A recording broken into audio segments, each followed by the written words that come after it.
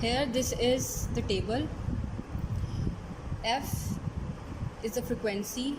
We will give different values of frequency to get the corresponding values of current. The frequency will be in hertz, and the current that we will measure will be in milliamperes, because the values of current are not very large. It's very small values. We will get very small values of current, so it will be in milliamperes. Never forget to write the unit of your quantities of whatever you are using. With whatever quantity you are using, you need to mention its unit always. You will give certain values of frequency and you will get values of current. This log of frequency is to squeeze your values. Let's suppose you will start giving frequency from 100 hertz, and you go to a very large value, megahertz. You go from 100 hertz to megahertz.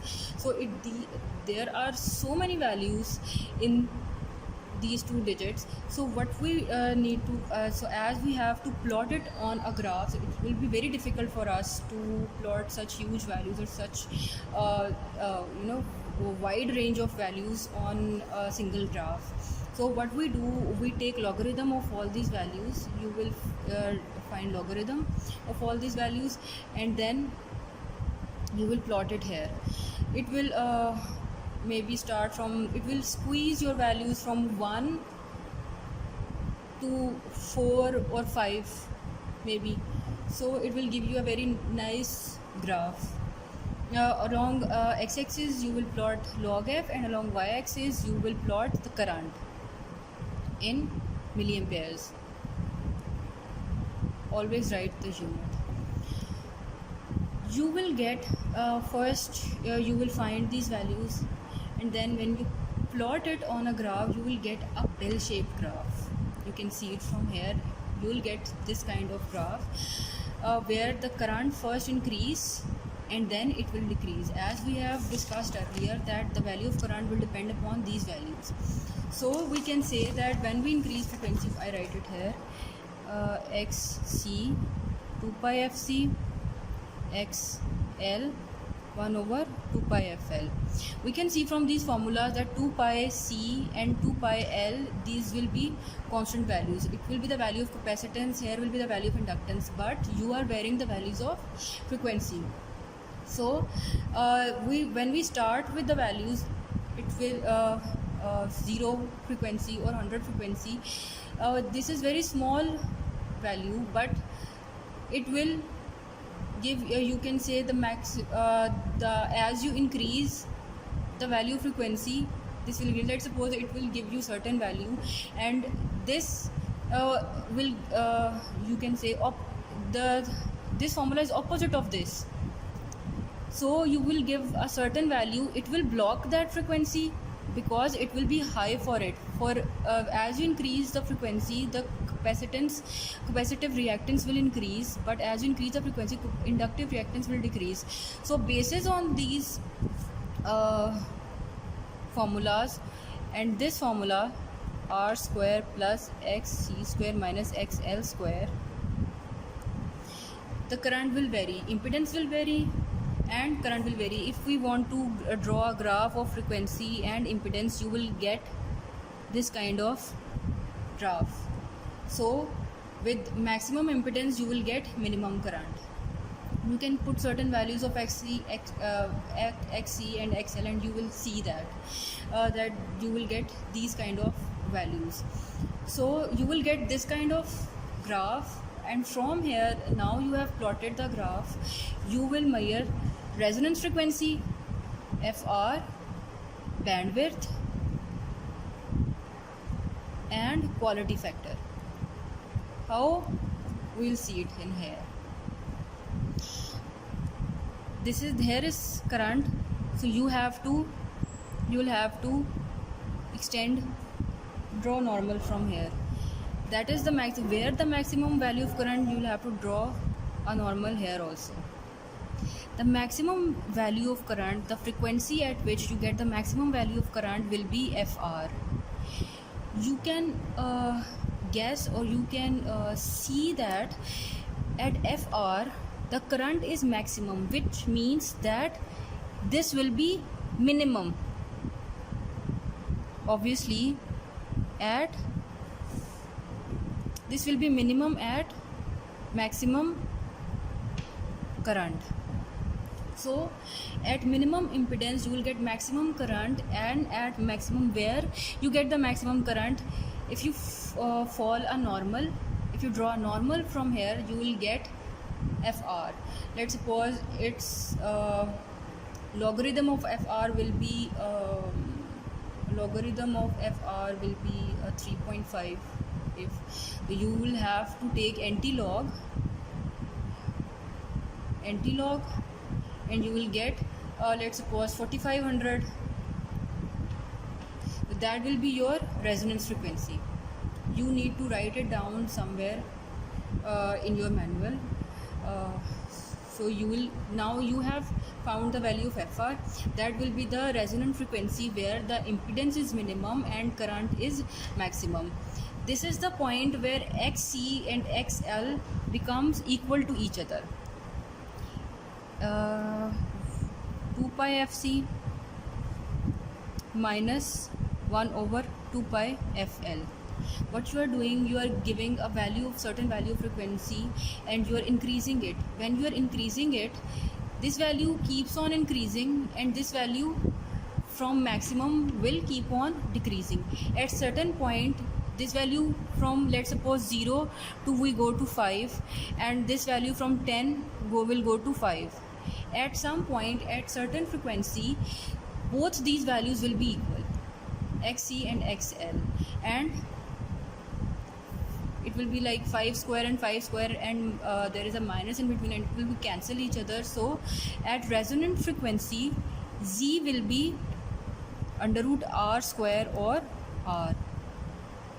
So only the value of resistance, that will be the minimum of total, will be here, so that you can get the maximum value of current. So from maximum value of current, you will plot the resonant frequency. Now you know the value of resonant frequency.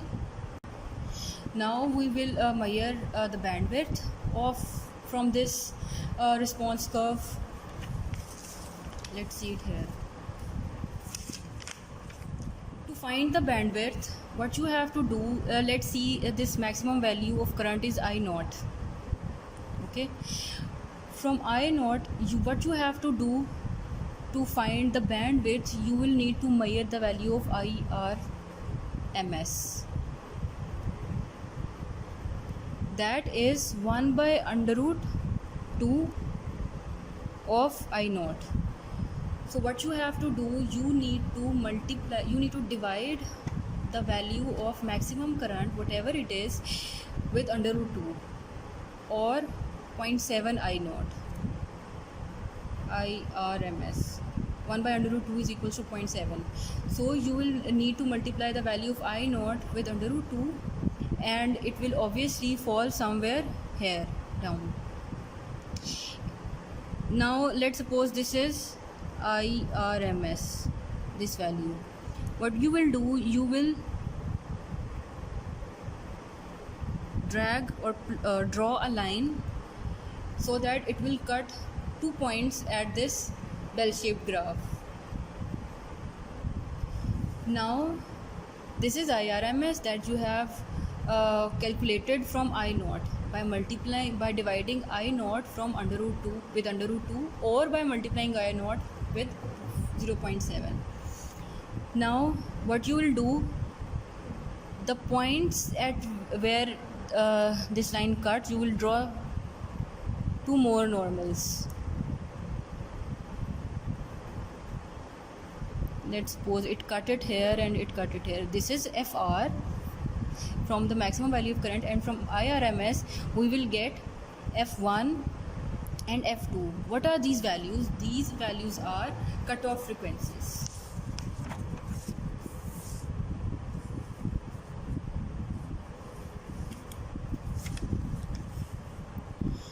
So you will get cutoff frequencies here and here. You will again have to take anti-log to get the exact values of frequency. So you will have f1 something hertz, f2 something hertz. You'll have log of f1 first, so you will take anti-log and get these values, right? Log of f2, you'll have to take anti-log and you'll get f2 in hertz. These f1 and this portion, whenever you take the root mean square value, you are getting you can say half power values. The half of the power of this circuit resides here, you can say that. And we can say this is our bandwidth will be equals to f2 minus f1.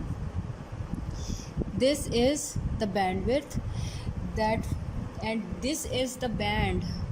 That is why that this circuit, the circuit that we have plotted here with these different three values, depending on these three values, the of our circuit, we will get a certain bandwidth. This circuit will let this band to pass and will block the other values of frequency. That is why we also call it band pass filter. It lets a certain value of our wish, or you can say of our choice, to pass from it. That is called bandwidth. So now we have find FR, resonance frequency, bandwidth, f2 minus f1, that will be your bandwidth in hertz. Now quality factor. Quality factor, what does it tell us? Quality factor tells us that how good is our circuit or how good are our values.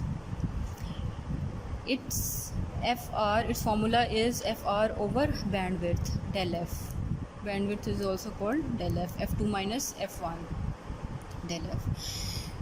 So we can tell from here that the higher the value of bandwidth, the lower will be the quality factor.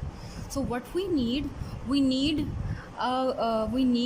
that kind of combination where del F have a very small value, or you can say we have such combination of capacitance, inductance and resistance that we will get that kind of graph. It will have a bandwidth somewhere here, so it will give us a very small value of bandwidth and very sharp curve. See, very sharp curve. So only small portion that we want to pass through it, we want to avail from our circuit, we will get. The smaller the bandwidth, the higher will be the quality. Okay, so now you can find all these three factors: FR, bandwidth and quality factor.